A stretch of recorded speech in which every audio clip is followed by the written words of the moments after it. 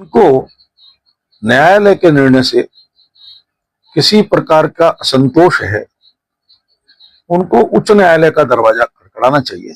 BJP RSS मुर्दाबाद मुर्दाबाद मुर्दाबाद, बीजेपी आरएसएस सरकार मुर्दाबाद मुर्दाबाद मुर्दाबाद, उल्केदारों को फांसी दो फांसी दो फांसी दो, उल्केदारों को फांसी दो फांसी दो फांसी दो, उल्केदारों को फांसी दो फांसी दो फांसी दो, उल्केदारों को फांसी दो फांसी दो फांसी दो। पुलिस तेरी तानाशाही नहीं चलेगी नहीं चलेगी, पुलिस तेरी तानाशाही नहीं चलेगी नहीं चलेगी। ये देख सकते हैं आज वाइट टी शर्ट में आ रखा है और देख सकते हैं चेहरे की चमक, खिला हुआ चेहरा लग रहा है, ऐसे लग ही नहीं रहा कि जेल में हो, और हाथ में थैली लेते हुए। तो देख सकते हैं आप कोर्ट रूम में कोर्ट के अंदर जा चुका है। ये इस हत्याकांड की निगाहें पूरे भारतवर्ष और विदेशों में भी थी, क्योंकि एक जघन्य हत्याकांड था। और इस तरह के जो घटनाएं जब घटित होती हैं, इसका समाज में भी सीधा संदेश जाता है। और जो न्यायालय ने फैसला किया, मुझे लग रहा पूरे उत्तराखंड की जनता को और पूरे भारतवर्ष की जनता को की बेटियों को इसमें न्याय मिला है।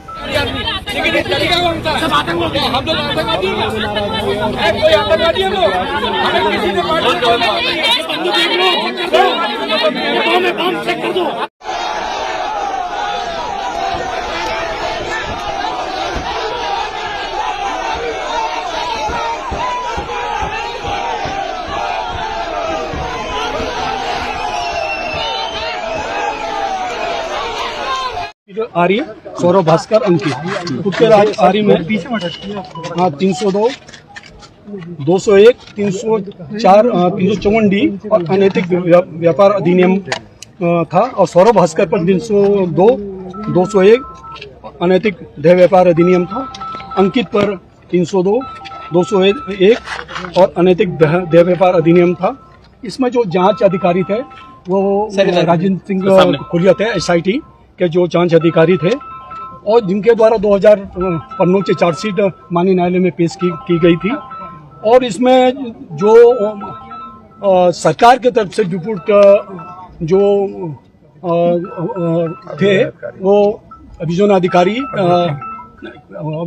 अमरीश नेगी, तो साथ साथ उनके साथ राजीव डोभाल और ज्येष्ठ प्रोविजन अधिकारी गोविंद सिंह नेगी।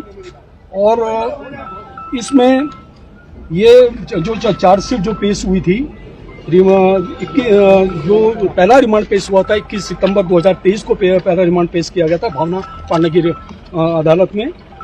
और ये इसकी कार्रवाई, मुझे हाईकोर्ट से भी इसमें आदेश थे कि इसमें जल्दी से जल्द सुनवाई हो।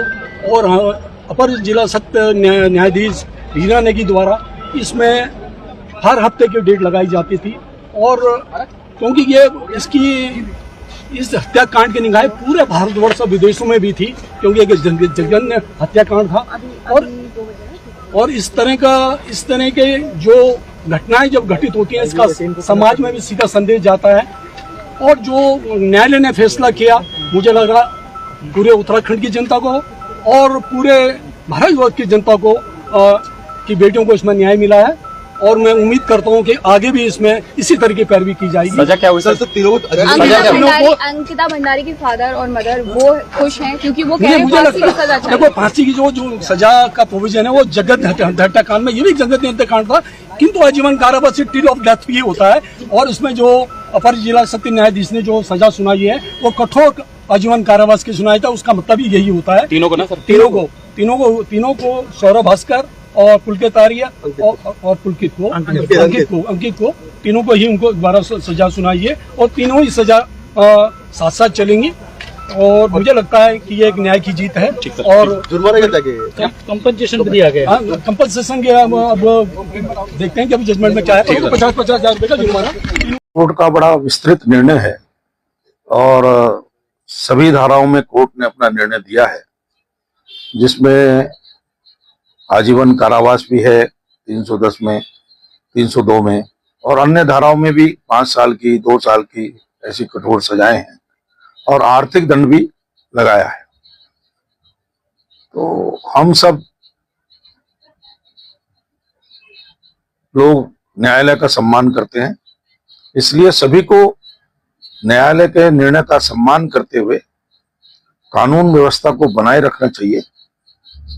जिनको न्यायालय के निर्णय से किसी प्रकार का असंतोष है, उनको उच्च न्यायालय का दरवाजा खटखटाना चाहिए, क्योंकि भारत की जो न्याय व्यवस्था है वो बहुत ही पारदर्शी है। सेशन कोर्ट ने विस्तृत विचार विमर्श करके निर्णय दिया है। हम सबको उस निर्णय का सम्मान करते हुए कानून व्यवस्था को बनाए रखना चाहिए।